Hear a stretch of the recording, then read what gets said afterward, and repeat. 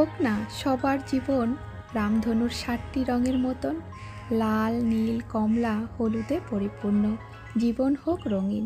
মেঘলা আকাশের রামধনুটা যেমন থাকে, ঠিক তেমনি সবার জীবনে যেন সুখের রঙগুলোই হাসে। নমস্কার বন্ধুরা, চম্পা ব্লগে আপনাদের সকলকে স্বাগত জানাই। আশা করছি আপনারা সবাই ভালো আছেন। আজকে আবারও একটা নতুন ভিডিওর সঙ্গে আপনাদের কাছে পৌঁছে গেলাম।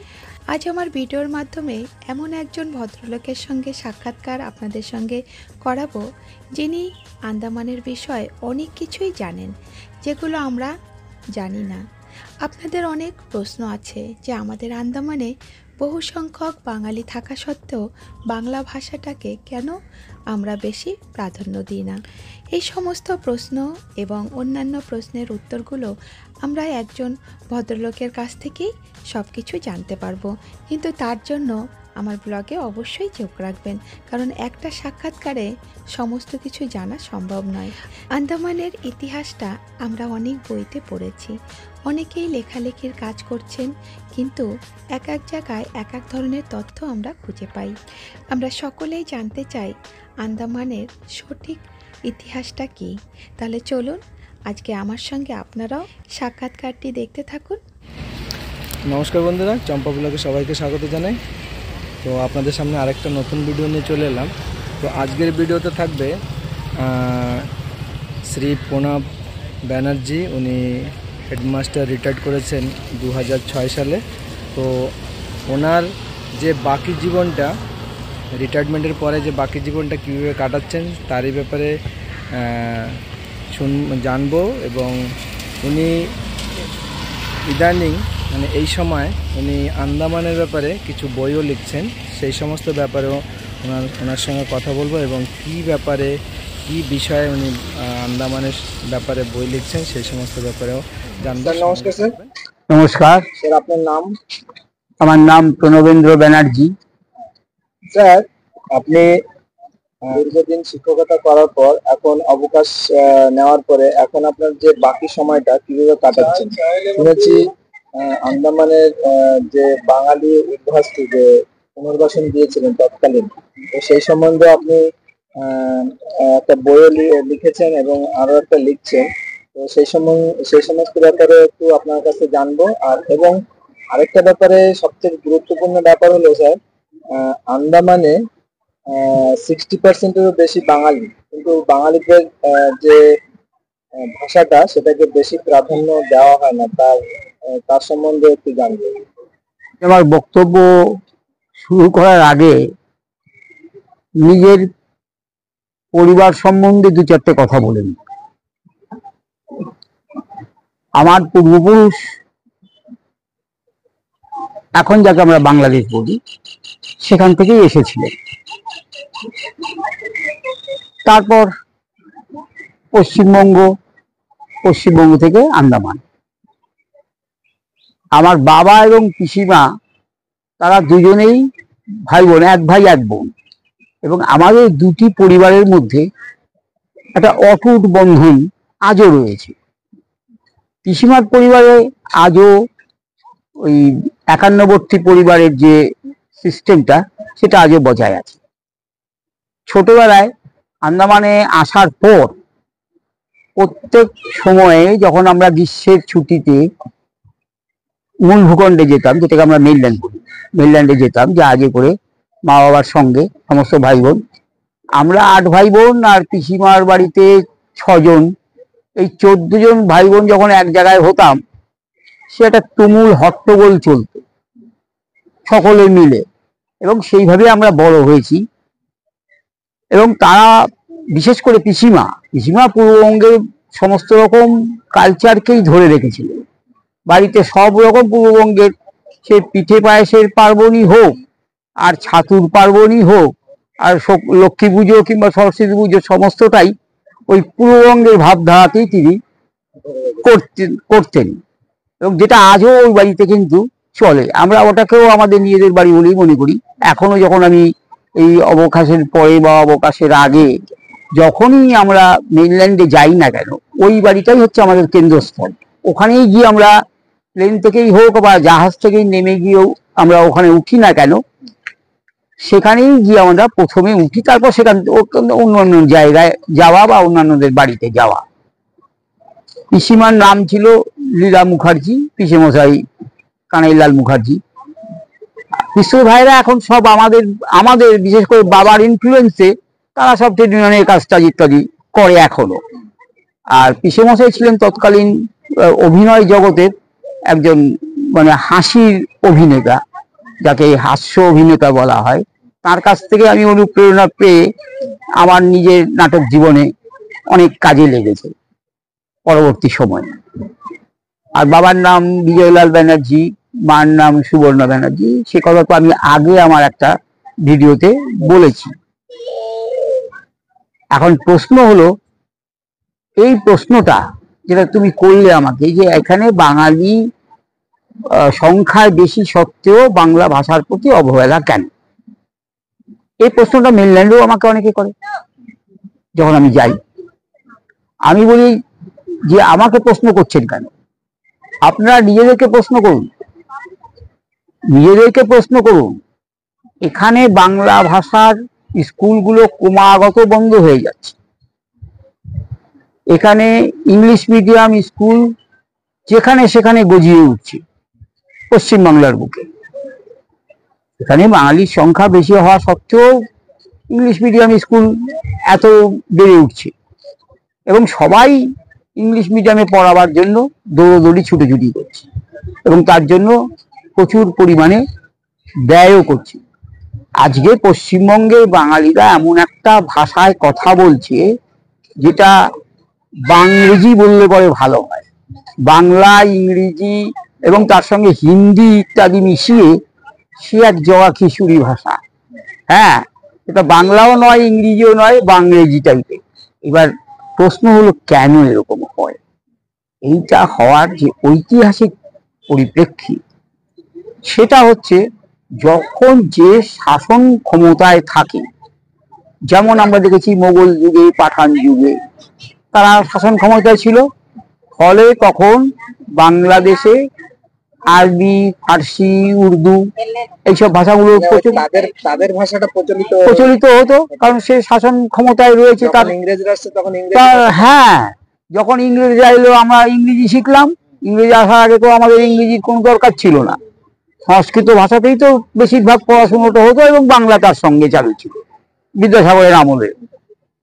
কিন্তু পরবর্তী সময়ে আস্তে আস্তে দেখা গেল যে ইংরেজির প্রাধান্যটা বাড়ছে, কারণ সেটা হলো ইংরেজ 200 বছর আমাদের দেশে থাকার ফলে আমাদের দেশে একটা শ্রেণী তৈরি হয়ে গেল যারা ইংরেজি শিক্ষায় শিক্ষিত এবং তারা বিদেশেও গেল, তারা লন্ডনে গিয়েও লেখাপড়া শিখল।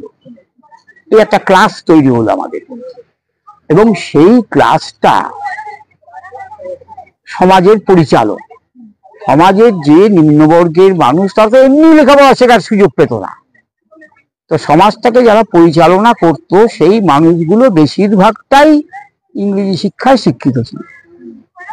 ফলে আজকে যখন আমরা বাংলাকে প্রাধান্য দিতে চাইছি, বাঙালি ভাষাভাষী মানুষ বেশি এই কথা বলে, কিন্তু পড়াশুনো যখন আমরা শেখাতে যাচ্ছি, আমরা দেখছি আজও আমাদের দেশে 17টা ভাষাকে সংবিধানে মর্যাদা দেওয়া সত্ত্বেও অফিস আদালতের কাজকর্ম ইংরেজি কিন্তু বেশিরভাগই করতে হচ্ছে, এবং হিন্দিতেও কাজকর্ম চালাতে হচ্ছে। সেখানে বাংলায় কাজকর্ম চালাবার কিন্তু কোনো ব্যবস্থা নেই। ফলে ছেলেমেয়েরা বাধ্য হচ্ছে ইংরেজি এবং হিন্দি শিখতে। ইংরেজি তো কম্পালসারি, ইংরেজি শিখতেই হবে আজকের দিনে। আজকের দিনে একটা জিনিস মনে রাখতে হবে, বাংলা কিন্তু পৃথিবীর মধ্যে 6ষ্ঠ ভাষা হিসেবে স্বীকৃতি পেয়েছে। 6ষ্ঠ ভাষা, অনেকগুলো ভাষা পৃথিবীতে আছে, তার মধ্যে 6 নম্বরে বাংলার স্থান। আর শুধু তাই না, বাংলা হচ্ছে পৃথিবীর মধুরতম ভাষা, sweetest language of the world. তাকে এই আখ্যা দিয়েছে ইউনেস্কো এটা জানিয়ে দিয়েছে যে বাংলা ভাষা হচ্ছে পৃথিবীর মধ্যে মধুরতম ভাষা। তা সত্ত্বেও এটা সরকারি ভাষার মর্যাদা নেই কেন, সরকারি কাজকর্মের ভাষার মর্যাদাটা হলো না কেন? যেহেতু ভারতবর্ষে বেশিরভাগ মানুষ, বেশিরভাগ অঞ্চলের মানুষ তারা হিন্দিতে কথা বলতে অভ্যস্ত, হিন্দি ভাষায়। বাংলা ভাষা আমাদের বাংলা এবং তার পার্শ্ববর্তী কিছু অঞ্চলে প্রচলিত আছে বা বাংলাদেশে প্রচলিত আছে, কিন্তু ভারতবর্ষের বেশিরভাগ অঞ্চলটাই হিন্দি প্রভাবিত, হিন্দি ভাষার সেখানে চলনটা বেশি। আর সেই সঙ্গে আগেই বলেছি, ইংরেজ থাকার ফলে ইংরেজি ভাষাটা এমনভাবে চেপে বসেছিল আমাদের ওপর যে আমাদের অফিস আদালতের কাজ, স্কুলের কাজকর্ম, মানে স্কুলে যদি বাংলা মিডিয়ামে পড়ানো হয় তাহলে স্কুলের যে রেকর্ডস গুলো লেখা হবে সেগুলো যে পাঠানো হবে, অর্থাৎ স্কুলের যে অফিসটা, স্কুল সংলগ্ন যে অফিস, তার কাজকর্ম কিন্তু ইংরেজিতেই করতে হবে। ফলে ইংরেজির প্রচলনটা খুব বেশি। এই প্রচলনটা ব্রিটিশ আমল থেকে শুরু হয়ে আজও পর্যন্ত, ভারত স্বাধীন হয়ে যাওয়ার পরেও কিন্তু রয়েছে। এখন সরকারের চেষ্টা চলছে হিন্দি রাষ্ট্রভাষা স্বীকৃতি দিয়ে হিন্দিতে সমস্ত কাজকর্মগুলো করা, কিন্তু সেগুলোর জন্য আবার বিভিন্ন প্রদেশে প্রদেশে তার ভাষাগত পার্থক্য থাকার জন্য তাদের মধ্যে বিভিন্ন রকমের কি বলবো যে বিভেদ সেইটা দেখা দিচ্ছে। অনেকে সেটাকে মেনে নিতে চাইছে না। এটা তো ঠিক যে সারা ভারতবর্ষের মানুষের মধ্যে একটা ভাষায় যদি আমাদের কথাবার্তা চালাতে হয় তাহলে হিন্দি আমাদের বাংলার পরেই হিন্দিকে প্রাধান্য দিতে হয়। আবার সেই সঙ্গে একটা দক্ষিণ ভারতীয় ভাষা যদি আমরা না শিখি, দক্ষিণ ভারতের একটা বিরাট অংশ পড়ে আছে, তামিল, তেলেগু, কর্ণাটক, মালায়ালাম, এবং এই ভাষাগুলো প্রত্যেকটা ভাষায় কিন্তু রিচ ভাষা, প্রত্যেকটা ভাষার মধ্যে যথেষ্ট পোটেনশিয়াল আছে, পোটেনশিয়ালিটি যেটাকে বলি আমরা, সেটা কিন্তু রয়েছে প্রত্যেকটা ভাষাতে। এখন হয়েছে কি, ভারতবর্ষটা একটা যুক্তরাজ্য, সমস্ত প্রদেশগুলো তাদের সাংস্কৃতিক যে চিন্তা ভাবনা, তাদের যে ভাষাগত ভাবনা, এই সমস্তগুলোই একটার থেকে আরেকটা আলাদা, খাওয়া দাওয়া, পোশাক পরিচ্ছদ। এবার তার মধ্যেও কিন্তু এই বিবিধ, এই যে কবি বলেছেন না, বিবিধের মাঝে দেখো মিলন মহান, এই এতগুলো সত্ত্বেও আমরা কিন্তু এক, আমরা ভারতবাসী, ঐক্যবদ্ধ। এই জিনিসটাকে প্রচার আমাদের করতে হবে, বেশি করে এটাকে চালাতে হবে। এবার সমস্ত ভাষাগুলোকে প্রাধান্য দেওয়া, সেই সঙ্গে একটা ভাষাকে অন্তত বিশেষভাবে প্রাধান্য আমাদের দিতেই হবে সকলের সঙ্গে কথাবার্তা চালানোর জন্য। সেটার জন্য ইংরেজি তো ইংরেজদের আমল থেকে চলছে, তার সঙ্গে একটা ভারতীয় ভাষাকে নিতে যদি হয় তাহলে সেটা আমার নিজের দিক দিয়ে মনে হয় যে সেটা হিন্দি হওয়াটাই মানে উচিত। কারণ রবীন্দ্রনাথ বলেছেন, আমার কথা, রবীন্দ্রনাথ নিজে বলেছেন হিন্দি ভাষা মহাসমুদ্রের মতো, বাকি ভাষাগুলো তার মধ্যে এসে মিশে গেছে। সুতরাং আন্দামান এই চিন্তাধারার বাইরে যেতে পারে না। আর বিশেষ করে যখন আন্দামান কেন্দ্রীয় সরকারের অধীন একটা জায়গা, যেখানে আজও পর্যন্ত কোনো গণতান্ত্রিক পরিবেশ নেই, একটা বিধানসভা, যে প্রদেশ কাউন্সিল এখানে ছিল সেটাও একসময় তুলে দেওয়া হলো, যেখানে গিয়ে মানুষজন তাদের অভাব অভিযোগ বা যদি কোনো অসুবিধা হয় সেটা যদি বলতে পারার জায়গা না থাকে, সেই জায়গাটাও এখানে নেই। এখানে সবটাই কেন্দ্রীয় সরকারের উপর নির্ভর করছে, এবং কেন্দ্রীয় সরকারের একজন প্রতিনিধি, একজন এমপি এখানে রয়েছেন। তো সুতরাং সেটা দিয়ে তো কাজ চলতে পারে না। তবে একটা আশার কথা এই যে ইংলিশ মিডিয়াম বা হিন্দি মিডিয়াম হলেও প্রত্যেকটা ভাষার মানুষের ভাষা শিক্ষার জন্য একটা করে ল্যাঙ্গুয়েজ সাবজেক্ট কিন্তু প্রত্যেক স্কুলে রয়েছে।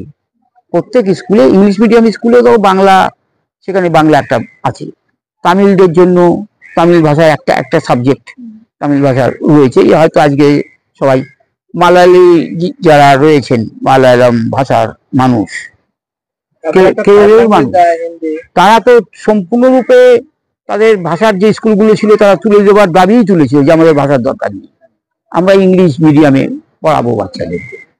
এবং তারা প্রথম দাবি করে যে ইংরেজি মাধ্যম আমাদের দরকার, কারণ তারা দেখেছে কেরল একটা ছোট জায়গা এবং অর্থনীতিগতভাবে একসময় কেরল খুব পিছনে ছিল। ফলে তারা চাকরির জন্য, তাদের অর্থনীতির যে দুরবস্থাটা ছিল সেটাকে কাটিয়ে ওঠার জন্য পৃথিবীর বিভিন্ন প্রান্তে তারা ছড়িয়ে পড়েছিল। তারা কাজের জন্য যেখানে হোক সেখানে চলে যেত, তারা গেছি। এবং ফলে তাদেরকে ইংরেজি ভাষা বাধ্য হয়ে শিখতে হয়েছে এবং ইংরেজিতে কাজ চালাতে হয়েছে। বাইরের দেশে গেলে তো তাদের নিজেদের ভাষায় চলবে না, সেখানে ইংরেজি শিখতেই হবে। সারা পৃথিবীর মধ্যে বেশিরভাগ মানুষ ইংরেজি ভাষাতে কথা বলে, তো সুতরাং তারা বাধ্য হয়ে সেখানে নিজের কাজের জন্য তাদেরকে শিখে নিতে হয়েছিল। এইরকম মানুষ তার প্রয়োজনে কোন ভাষা শিখবে বা কোন ভাষাকে এগিয়ে নিয়ে যাবে সেটা যেমন নির্ভর করে মানুষের ইচ্ছের ওপর, তেমনি খানিকটা শাসকের সদিচ্ছার উপরেও নির্ভর করে। দুটোর সংযোগ একসঙ্গে হলে পরে ভাষার উন্নতি ঘটে এবং কোন ভাষায় চলবে পঠন পাঠন সেইটা নির্ভর করে এই উভয় পক্ষেরই সদিচ্ছা হচ্ছে। যাই হোক, জানলাম অনেক কিছু। অবকাশ নেওয়ার পর থেকে এখন বাকি সময়টা কিভাবে কাটাচ্ছেন? বাকি সময়ে আমরা এই যেমন কিছুদিন আগে আমি আগেই বলেছি আমাদের দুটো পরিবার, একটা অংশ মূল ভূখণ্ডে রয়ে গেছে। এই মূল ভূখণ্ডে যে মানে পিসিমার যে অংশটা, সেই পিসিমার পরিবারের আমাদের ছোট ভাই, পিসতুত ভাই, তার মেয়ের বিয়ে গেল কিছুদিন আগে। এটা আমাদের প্রজন্মের বাবা বা পিসিমার প্রজন্মের পরে আমরা হচ্ছে দ্বিতীয় প্রজন্ম। আমাদের এই দ্বিতীয় প্রজন্মের লাস্ট কাজ, শেষ কাজ ছিল মেয়েটির বিয়ে দেওয়া।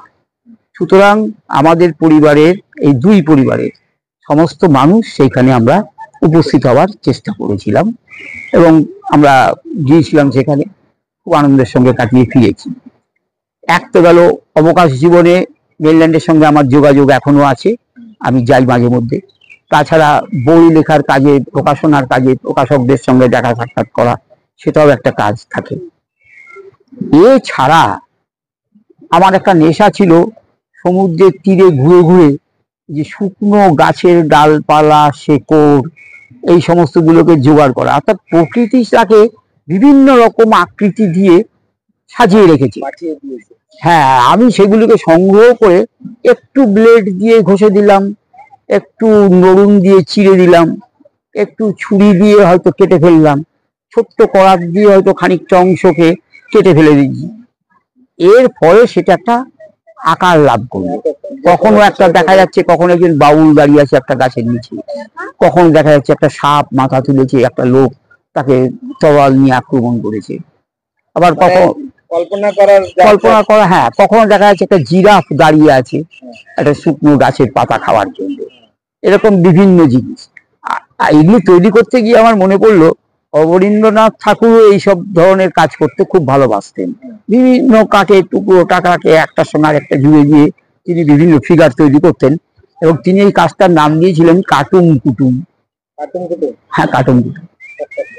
তো আমি বেশ কিছু কাজ এই ধরনের করেছি, আমার ঘরে রাখা আছে। অনেক লোকেরা আসে, তারা মানে ছবি টবি তুলে নিয়ে যায়। আমার মনে আছে একটা কাজ আমার খুব ভালো লেগেছিল, সেটা হচ্ছে আমি স্কুল যাওয়ার পথে দুদিকে দুটো শেকড়, একটা বুনো গাছ, জঙ্গলি গাছের শেকড় রাস্তার উপরে, রাস্তার থেকে উঁচু হয়ে গেছে, শেকড় দুটো একটু বেরিয়ে এসছে, আর সেই শেকড়ের মধ্যে যাতায়াতের পথে লোকেরা হোঁচট খেত সবসময়। একদিন ওখানে ওই মজদুররা কাজ করছে, আমি ওদের একজনকে বললাম যে ভাই, তোমার হাতের দা দিয়ে ওই শেকড়টাকে খানিকটা আমি যতটা পর্যন্ত বলবো ততটা পর্যন্ত কেটে দিতে পারো? বলে হ্যাঁ স্যার, কেটে দিচ্ছি। এবং ওটা আমি বাড়ির ছাদের উপর রেখে দিলাম। রোদ জল বর্ষা পেয়ে প্রায় বছর খানেক বাদে গিয়ে দেখলাম এই ডালটা শুকিয়ে এমন একটা রূপ নিয়েছে, তার পেছনে যদি একটা গাছের ডালকে কেটে জুড়ে দিই তাহলে মনে হবে যীশু খ্রিস্ট, ক্রুশবিদ্ধ যীশু খ্রিস্ট। সেইটিকে আমি তৈরি করলাম এবং সেটা আজও আমার কাছে রয়েছে।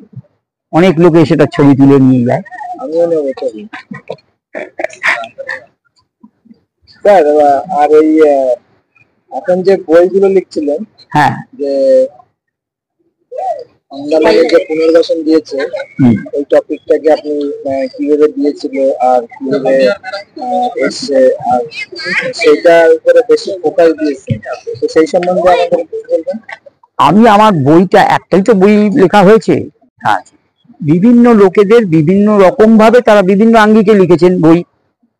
কেউ বাঙালিদের নিয়ে লিখেছেন, কেউ এখানকার জনগোষ্ঠী নিয়ে লিখেছেন, ট্রাইবালস নিয়ে লিখেছেন। আমার বইটার মধ্যে আমি চেষ্টা করেছি একটা বইয়ের মধ্যেই সমস্ত বিষয়টাকে, পুরো আন্দামানটাকে ধরবার জন্য। ফলে বিস্তৃত বিবরণ তার মধ্যে পাওয়া যাবে না, প্রত্যেকের সম্বন্ধে কিছু কিছু জিনিস জানতে পাওয়া যাবে। এখানকার যে প্রথমে যাদেরকে স্বাধীনতা সংগ্রামী যারা ছিলেন, অর্থাৎ সিপাহী বিদ্রোহের যে মানুষদেরকে নিয়ে আন্দামানে আসা হয়েছিল, তাদের কথা কিছু জানা যাবে। তার আগের অংশ কিছু জানা যাবে, কিভাবে আন্দামানটা আবিষ্কার হয়েছিল। তার পরবর্তী সময়ে যে মানুষরা আন্দামানে এসেছেন চাকরি সূত্রে, তাদের খবর জানা যাবে। যাদেরকে এনে পুনর্বাসন দেওয়া হয়েছে এখানে, দেশ যে যাদেরকে আমরা উদ্বাস্তু বলি, সেই উদ্বাস্তু পরিবারগুলোকে আন্দামানে এসে পুনর্বাসন দেওয়া হয়েছে। তাই তো ভারতের বিভিন্ন জায়গায় পুনর্বাসন হয়েছে, দণ্ডকারণ্যে হয়েছে, উত্তরপ্রদেশে হয়েছে, বিহারে হয়েছে, মানা ক্যাম্পে হয়েছে, ইত্যাদি বিভিন্ন জায়গায়। আন্দামানেও পুনর্বাসন হয়েছে। এটা 1948 সাল থেকেই এখানকার পুনর্বাসন শুরু হয়ে গেছিল। আমার বইটার মধ্যে আমি, এছাড়া এই পুনর্বাসন সম্বন্ধে আলাদা বড় বড় বই আছে, কিন্তু আমি জাস্ট একটা নাটসেল, একটা এর মধ্যে পুরো ঘটনাটাই, পুরো উদ্বাস্তুদের আগমন এবং তাদের জীবনযাত্রাটাকে মানে ধরবার চেষ্টা করেছি এই একটা বইয়ের মধ্যে। স্বাধীনতা সংগ্রামী থেকে শুরু করে উদ্বাস্তু পর্যন্ত পরবর্তী সময়ে যে সমস্ত মানুষজন কাজকর্মের খাতিরে এসেছেন, সমস্ত লোকজনকে নিয়েই আন্দামানের, এবং নেতাজির একটা পর্ব আছে তার মধ্যে, জাপানিদের শাসনকাল আছে, সমস্ত মিলিয়েই এই বইটা তৈরি করেছি। এবং যার জন্য অধ্যাপক সুস্নাত দাস রবীন্দ্রভারতী বিশ্ববিদ্যালয়ের, তিনি বলছেন যে বইটার এইখানেই বিশেষত্ব। এবং এখানে থাকতে গেলে পরে এখানে মানুষদের মধ্যে যে বিভিন্ন গণতান্ত্রিক চেতনা, এবং সেই গণতান্ত্রিক চেতনার ফলে তারা যে আন্দোলনগুলো গড়ে তুলেছিলেন, সেইগুলো সম্বন্ধেও আমি বেশ কিছুটা আলোচনা করেছি এবং আলোকপাত করেছি এই বইটার মধ্যে। এবার পুনর্বাসনের কথায় আসি। পুনর্বাসন, বাঙালি উদ্বাস্তুদের পুনর্বাসন দেওয়া হলো, কারণ দুটো জাতিকেই পুনর্বাসন দেওয়া হয়েছিল, একটা পাঞ্জাবি, একটা বাঙালি। আর দেশ স্বাধীন হওয়ার জন্য দুটো জাতি সব থেকে বেশি কষ্ট স্বীকার বা ত্যাগ স্বীকার করেছে, এটা ইতিহাস বলে। সেলুলার জেলও তাই বলবে। ওখানে গেলে পরে সেলুলার জেলের প্লেটে যে নামগুলো লেখা আছে, সেখান থেকেও আমরা এর প্রমাণ পেয়ে যাব। সেটা তো গেল একটা দিক। এবার পুনর্বাসন, পাঞ্জাবের পুনর্বাসন দেশভাগের ফলে সেখানে কিন্তু তাদের ভালোভাবেই পুনর্বাসন দেওয়া হয়েছিল। আন্দামানে প্রথম বলা হলো যে 10 বিঘে করে জমি দেওয়া হবে, প্লেন ধানি জমি, তার সঙ্গে বাড়ি বানাবার জন্য টিন, জঙ্গল থেকে কাটবার জন্য কাঠ যাবতীয় সবকিছু দেওয়া হবে, গরু, এমনকি দুধের গরু দেওয়া হবে, হ্যাঁ, সমস্ত রান্নার জিনিসপত্র থেকে শুরু করে দেওয়া তো হলো। বিভিন্ন গ্রাম ও বসতি গড়ে উঠতে লাগলো। কিন্তু হঠাৎ একদিন দেখা গেল এইগুলো প্রত্যেকটার জন্যই নাকি 2000 টাকা করে ধার প্রত্যেকটা পরিবারের উপরে। সরকার এই যে জিনিসগুলো দিয়েছে সেগুলোকে ঋণ হিসাবে ধার্য করা হলো। এটা কাদের ক্ষেত্রে হয়েছিল? শুধু বাঙালিদের ক্ষেত্রে। পাঞ্জাবে যে পুনর্বাসন হলো পাঞ্জাবিদের, সেখানে কিন্তু হয়নি এই জিনিস, কিন্তু আন্দামানের ক্ষেত্রে হলো। এবং পরবর্তী সময়ে আন্দোলনের মাধ্যমে এটাকে মকুব করাতে হলো। তো দীর্ঘদিন ধরে এই জিনিস বজায় ছিল। সরকার অবশ্য জোর জবরদস্তি কিছু করেনি, দিতে হবে ফেরত দাও, এখনই ফেরত দাও, সেরকম ছিল না। কিন্তু এটা ডিক্লেয়ার করা ছিল যে পুনর্বাসনের সময় তাদেরকে যা দেওয়া হলো ঋণ হিসেবে দেওয়া হলো, যখন তারা নিজের পায়ে দাঁড়িয়ে যাবে তখন সেই ঋণ তাদের কাছ থেকে উসুল করা হবে।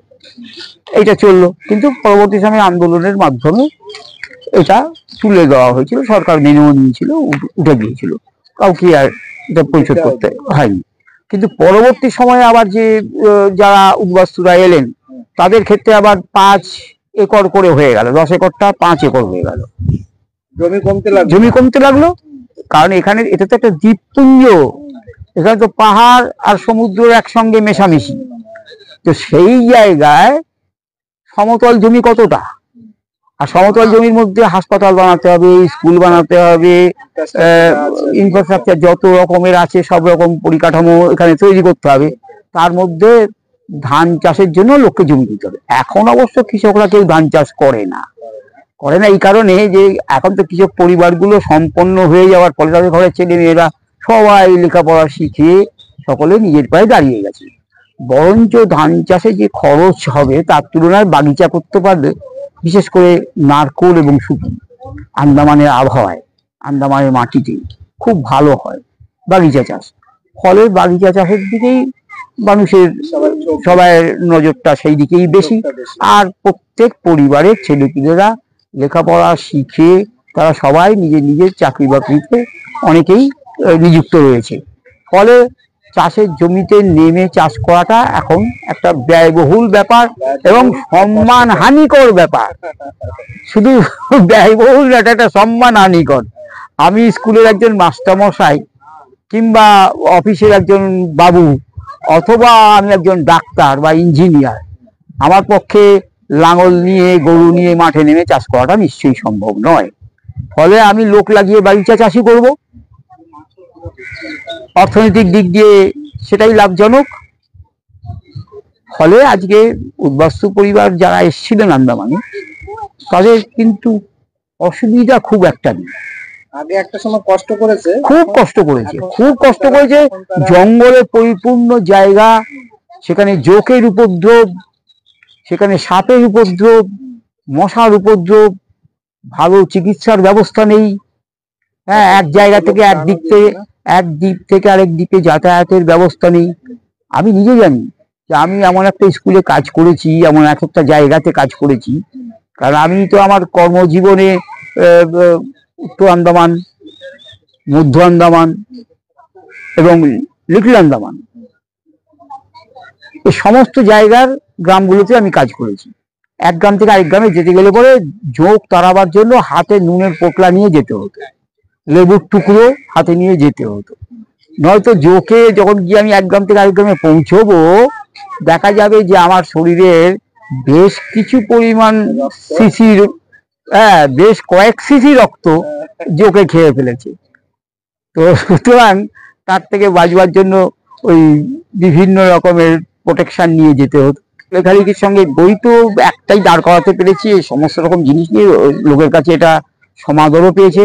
এই বইটার এখন ইংরেজি অনুবাদ চলছে এবং সেইটার কিছু কারেকশন করার জন্য আমি ব্যস্ত রয়েছি। এই বইগুলো যদি বাইরের যেরকম মেইনল্যান্ডের লোকেরা যেরকম আমাদের পশ্চিমবঙ্গে যদি পেতে চায়,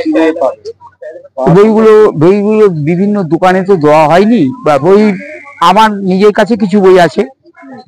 আর আমার সঙ্গে যদি যোগাযোগ করা হয় তাহলে আমার যে কো রাইটার যিনি আর কি আসল যিনি লিখেছেন, আমি তথ্য জুগিয়ে গেছি। ঘটনাটা ঘটে গেছে এমন মহাভারত লেখার মতো। ব্যাসদেব বলে যাচ্ছেন, তথ্য জুগিয়ে যাচ্ছেন, আর গণেশ লিখে যাচ্ছেন। তো আমার আর বিশ্বাসের মধ্যে এতটাই আমাদের অটুট বন্ধুত্বের, আমি এখান থেকে ফোনে বলে যাচ্ছি, তথ্য ওনাকে পাঠিয়ে দিচ্ছি, কাগজপত্র, বই। আর উনি লেখক মানুষ, উনি অনেক গল্পের বই, নভেল ইত্যাদি লিখেছেন। দুবার পুরস্কার পেয়েছে, একবার রবীন্দ্র স্মৃতি পুরস্কার, বঙ্কিম স্মৃতি পুরস্কার তিনি পেয়েছেন এবং তিনি লিখে যাচ্ছেন। তার কলমে বইটার লেখা পাণ্ডুলিপি। আর এইভাবে দুজনে মিলে তৈরি করেছি বইটাকে। তো এখন সেই বইটা বিভিন্ন আমাদেরই আত্মীয় স্বজনের মধ্যে তাদের কাছে এক এক জায়গায় রাখা আছে। আমি সেই সব যাদের দরকার তারা যদি আমার সঙ্গে যোগাযোগ করে তাহলে আমি বলে দিতে পারবো সে কিভাবে পেতে পারে। আর এছাড়া বিভিন্ন পত্র পত্রিকার সঙ্গে আমি যুক্ত, বিভিন্ন ছোট ছোট যেগুলো লিটল ম্যাগাজিন আছে যেগুলো, তাদের সঙ্গে বিশেষ করে মেইনল্যান্ডের দুটো লিটল ম্যাগাজিন, একটা হচ্ছে নৈবেদ্য, একটা হচ্ছে বারান্দা।